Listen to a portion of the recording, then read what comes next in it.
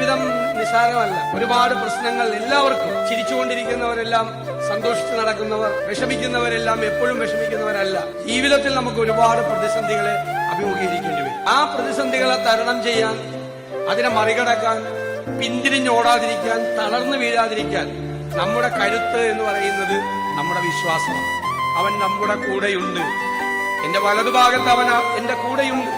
ഞാൻ മുന്നിലേക്ക് നടക്കുമ്പോൾ എന്റെ വഴികാട്ടിയായി, ഈ ഇരുട്ടിലെ പ്രകാശമായി അവൻ എന്റെ കൂടെയുണ്ട് എന്നുള്ള നമ്മുടെ ദൃഢമായ വിശ്വാസമാണ് ജീവിതത്തിലെ എല്ലാത്തിനെയും മറികടന്ന് മുന്നോട്ട് പോകാൻ നമുക്ക് പ്രേരണയാകുന്നത്. ശിഷ്യനായിരുന്ന സെയിന്റ് തോമസിന്റെ ഏറ്റവും ശ്രദ്ധേയമായൊരു വാക്കുണ്ട്.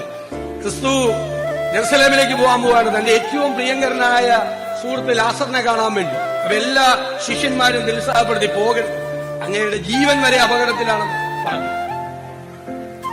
അപ്പോ ഒരാൾ മാത്രം, സെയിന്റ് തോമസ് മാത്രം പറഞ്ഞു, we may go, we may die with him. നമ്മൾ അദ്ദേഹത്തിന്റെ കൂടെ മരിപ്പാനായി അദ്ദേഹത്തിന്റെ കൂടെ പോവാന്ന പറഞ്ഞു. അതാണ് യാത്ര. വിശ്വാസത്തിന്റെ തീഷ്ണതയാണ്. നമ്മളവിടെ പോയാൽ മരിക്കാം, മരിപ്പാനായി കൂടെ പോവുക എന്നാണ് പറഞ്ഞത്. അതാണ് വിശ്വാസത്തിന്റെ തീഷ്ണത.